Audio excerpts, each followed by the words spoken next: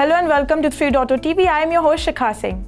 Hello, I'm your host Roshni Shingre, giving your daily dose of news snippets from the Web3 universe. Hello, I'm your host Vuchaka Thakur. Let's start with the news for today. The Bitcoin network is scheduled to undertake its fourth halving in less than a year, and the speculations on whether it will have an impact on the asset's price have already begun. After all, BTC went on a wild run after the previous three examples. But what does ChatGPT think about it? The first one reduced the block rewards from 50 BTC to 25 BTC. The second and the third drove them down to the current 6.25. This means that the cryptocurrency's current inflation levels are under 2% and will go further down, as the reward will be 3.125 BTC after the 2024 halving. Although there are more than 19 million BTC mined already out of the total 21 million supply ever to exist, the halvings make it so that the last mined Bitcoin will be after more than 100 years from now. Basic rules of economics dictate that if the supply of an asset declines while the demand remains the same or increases, its price should, at least in theory, rise. Consequently, we decided to ask ChatGPT for its take on the matter, given its significance. The highly popular AI chatbot was relatively careful in its wording, responding that it does not have access to real-time data or the ability to predict future events such as Bitcoin's price. It further noted that BTC's price is impacted by several factors, including market demand, investor sentiment, adoption rates, regulatory developments, technological advancements, macroeconomic conditions. Nevertheless, ChatGPT admitted that BTC's price has shown both increases and decreases surrounding halving events, and added, "During the halving, the block reward for miners is reduced, which can impact the supply dynamics of Bitcoin. The reduction in supply coupled with continued demand or increased market interest has the potential to contribute to upward price movements." However, the AI chatbot also warned that it's important to note that the past performance is not indicative of future results. Finally, ChatGPT touched upon something crucial about every investment, not just BTC. It said people should do thorough research before allocating funds to any assets and not just rely on one source of information. Over to you, Shikha. Ron DeSantis, the latest contender for the leadership of the Republican Party, is an advocate for crypto.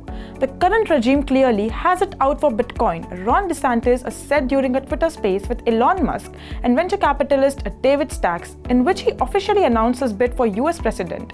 And if it continues for another 4 years, they'll probably end up killing it. DeSantis said he views crypto as a question of civil liberties. As Florida's governor, he signed legislation prohibiting the use of central bank digital currencies within the state.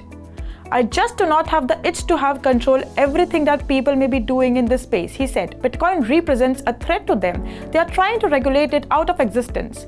During the interview, DeSantis insisted on congressional authorization of a CBDC, vowing to avoid it during his potential presidency due to concerns over its potential misuse to influence politically unfavorable purchases.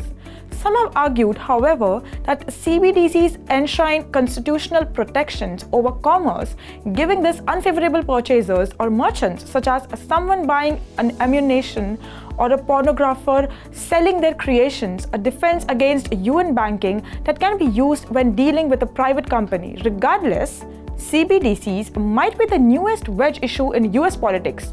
In a recent interview with CoinDesk, Samuel Arms, president of the Florida Blockchain Business Association, which helped draft DeSantis' anti-CBDC bill, said that DeSantis' office has gotten more phone calls about CBDCs than any of the usual issues. A recent poll from Quinnipiac University shows that DeSantis still trails former President Donald Trump among Republican and Republican-leaning voters, with 56% supporting Trump, followed by 25% for DeSantis. DeSantis isn't the first Republican candidate to mention Bitcoin.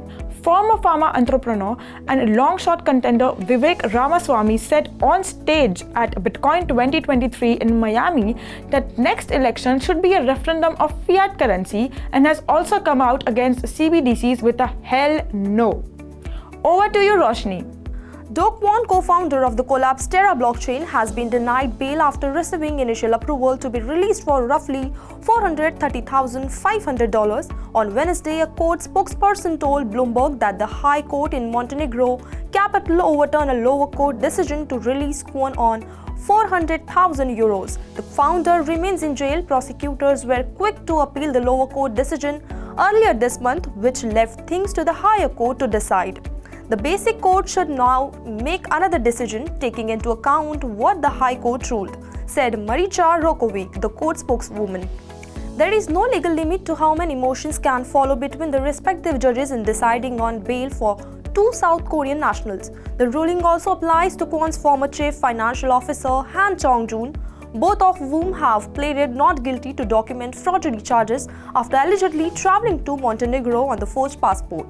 Kwon was arrested in Montenegro in March, after which he was demanded by the United States, South Korea and Singapore. The Securities and Exchange Commission has already charged the founder with fraud surrounding Terra's USD and Luna tokens and later accused him of cashing out 10,000 Bitcoin with a Swiss bank. Terra's collapse in May 2022 kick-started a wave of insolvencies throughout the crypto industry stretching until the year's end, turning Kwon into the industry's most hated personalities. That's in today's special segment. More such updates, watch 3.TV or log on our website www.3versetv.io or scan our QR code.